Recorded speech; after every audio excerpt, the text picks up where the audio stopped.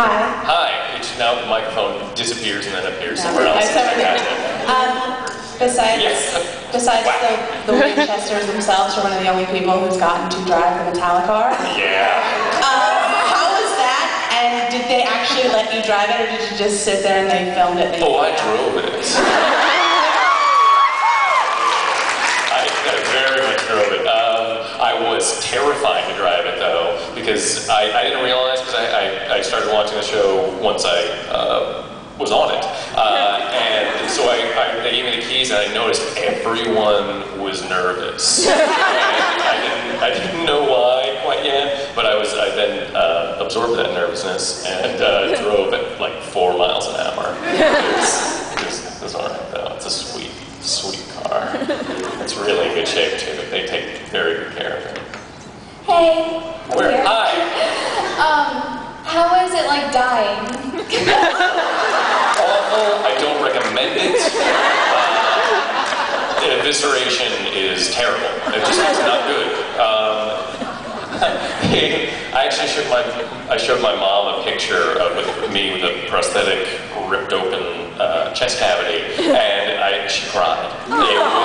She's like, you can't show me that. I can't see that. No mother needs to ever see that. It was very upsetting. I don't want to die. It was just terrible. But it was really cool because I had a mouthful of fake blood, and then they added even more in post. It was kind of badass, ultimately. Down here. Where? Hi. Right here. I'm Karen. Hello, Karen. Hello. I think it was it Journeyman that you were on, that you I think I was watching it and I could have sworn it was you. Yes. In a couple of episodes. Yes. And because that's one of the 2 new shows that came on this season, 2 good dramas, That and Life. Yeah. Which I think Chad was on. Yeah. If the show, I don't know if the show's coming back for this season. I don't think so.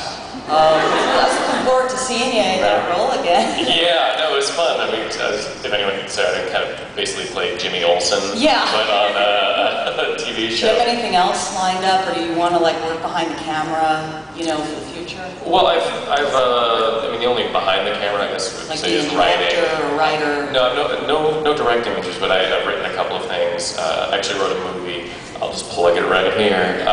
Go for it. It's called Skills Like This, and you can check out on MySpace. You can see our trailer or just skillslikethis.com. It's been around a couple of festivals. We won the Audience Award at South by Southwest and Edinburgh, and I love that. I mean, that's my favorite thing, is to actually get to act in something that I wrote, and I write with my writing partner from college, actually. He's also in the movie, so check it out. It's fantastic. Hi, I'm Becky. Hello, Becky. Gabriel. This is very loud.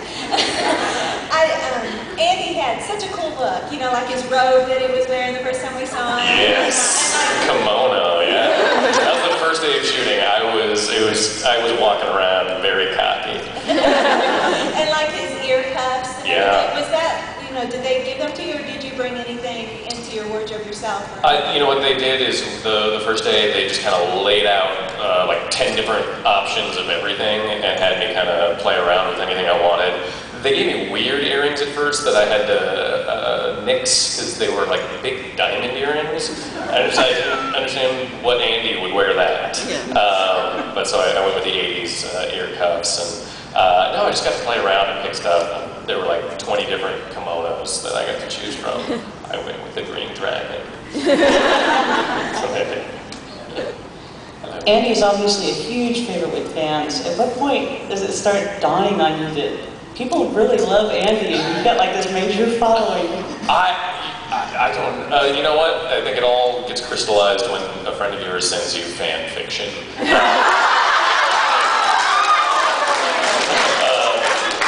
Yourself in compromising situations.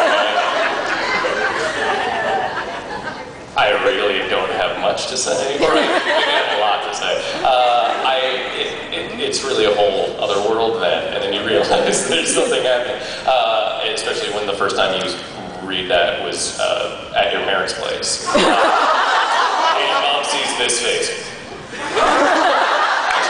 What? What is that? about something. I think that might have been it. I think that was the first moment where I was like, oh, people are watching. I like Andy. Maybe didn't see enough of it. It was interesting. What? What was the pairing? Is that what they call it? It was Mr. Chadlinberg and myself.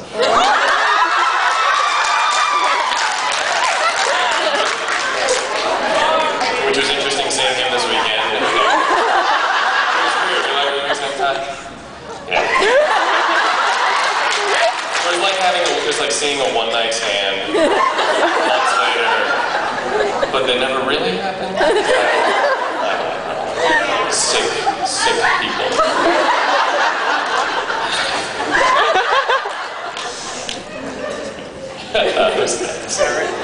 Hi. You're hilarious, and I was wondering, do you have like a comedic background, or like how did you get into like acting and stuff? Well, you know, the first thing I ever did was improv comedy in the Groundlings in LA, and then at college, Vassar College, with that gentleman over there. And that was the first thing. I loved improv so much. It terrified me more than anything. Which some people jump out of planes, and I like to get on stage in front of 300 people and make stuff up. And I don't know, it was the most adrenaline high I ever had. I think it's funny, I grew up in LA, and so everyone was an actor, and I would want to do anything other than that. And so but I did my first show, and I was like, oh man, there's nothing else I can do, because this is amazing. So I always do that. I started with improv, a lot of sketch comedy. That's where I started writing the first time, and I still do that around